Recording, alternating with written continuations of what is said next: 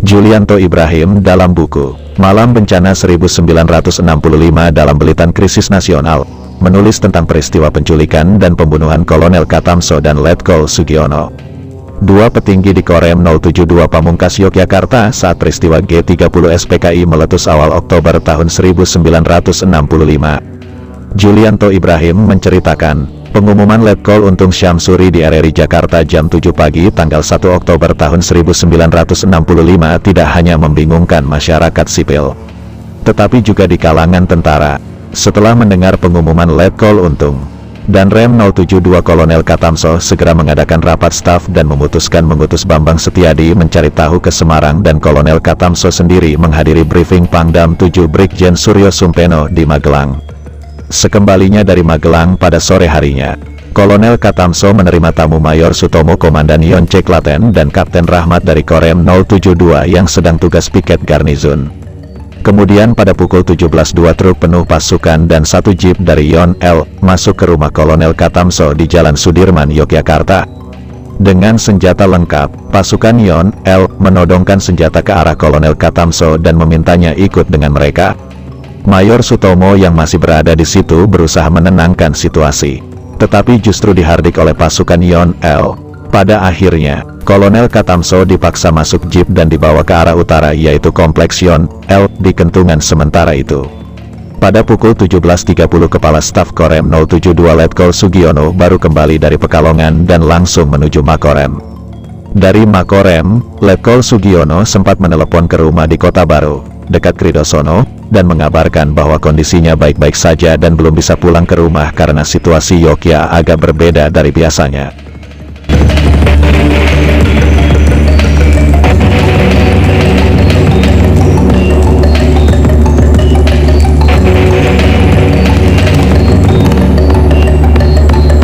Setelah menelepon, Letkol Sugiono menceritakan pertemuannya dengan Pangdam 7 Diponegoro Brigjen Suryo Sumpeno di Ungaran kepada Kapten Kusdipjo dan Kapten Sukarman.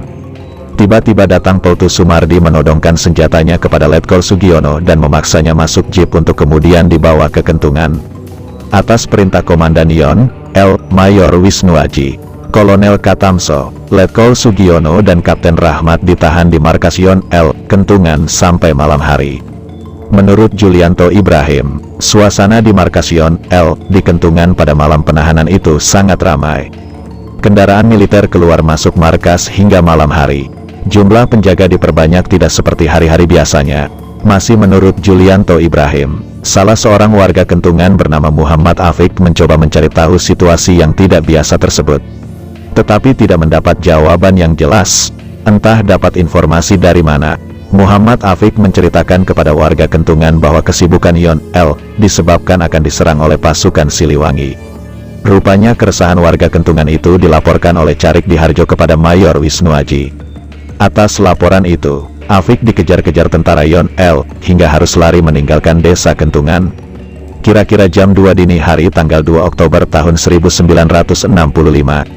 Di sebelah selatan markas Yon L telah dipersiapkan sebuah lubang dan ditunggui kurang lebih 6 orang di bawah pimpinan Sertu Alip Tojo yang akan menjadi algojo kematian Letkol Sugiono dan Kolonel Katamso.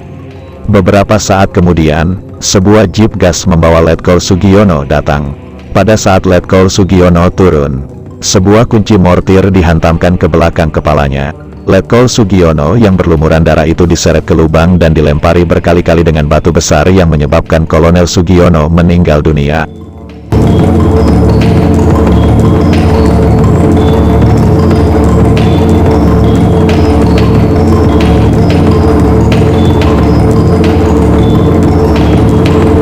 Beberapa menit kemudian datang jeep gas untuk kedua kalinya yang membawa Kolonel Katamso.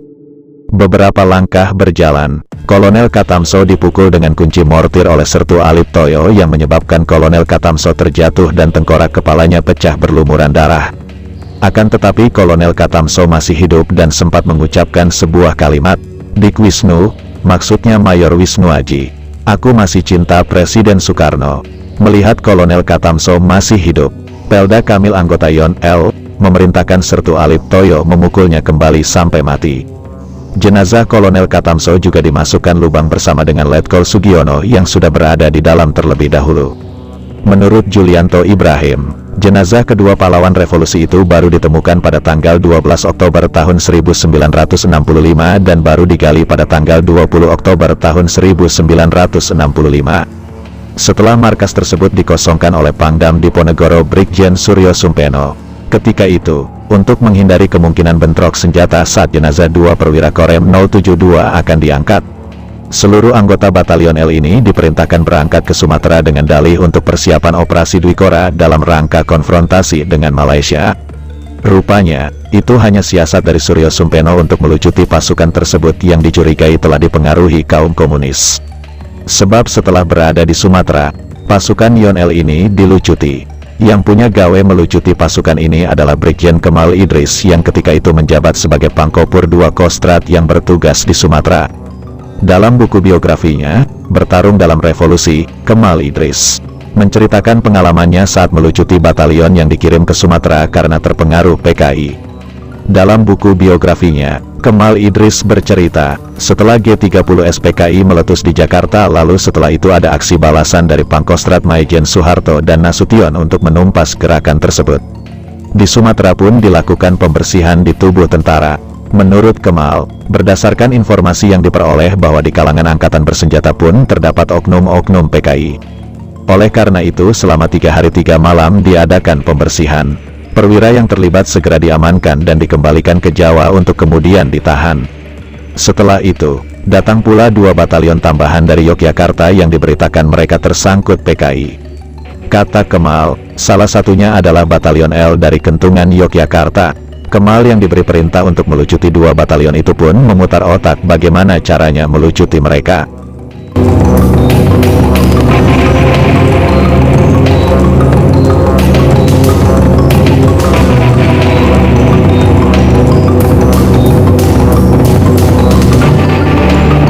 Menurut Kemal Idris, langkah pertama yang dia lakukan ialah setibanya 2 batalion di Medan. Mereka ditempatkan berjauhan dari kampung maupun perkebunan, tetapi di tempat yang terpencil. Di sana dipasang tenda untuk tempat mereka menginap dan beristirahat tanpa diberi tugas apapun. Saya sudah kontak Mokoginta agar ia segera mengirimkan panser dan artileri guna melucuti mereka yang baru datang itu, kata Kemal Idris dalam buku biografinya. Kemudian, kata Kemal, semua perwira dikumpulkan di markas dengan alasan mengadakan briefing. Diberi tugas untuk mempersiapkan diri ke Malaysia. Pada saat itulah mereka dilucuti dan dilakukan interogasi sesuai dengan daftar nama-nama yang telah diperoleh.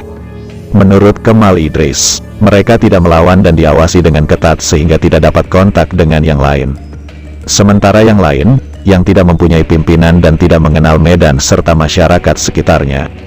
Sekalipun tidak semua terlibat, mereka segera meletakkan senjata tanpa mengadakan perlawanan. Masih menurut Kemal, interogasi dilakukan kembali untuk mengetahui para tokoh atau pentolan-pentolannya sesuai dengan yang terdapat dalam daftar. Yang tersangkut dimasukkan ke KAM dan kemudian diangkut dan dikembalikan ke Jawa untuk ditahan. Menurut Kemal juga, yang tragisnya, ada beberapa orang yang melakukan bunuh diri daripada kembali ke daerah asal. Sementara bagi mereka yang tidak tersangkut akan ditugaskan seperti biasa, ikut latihan persiapan menghadapi konfrontasi dengan Malaysia.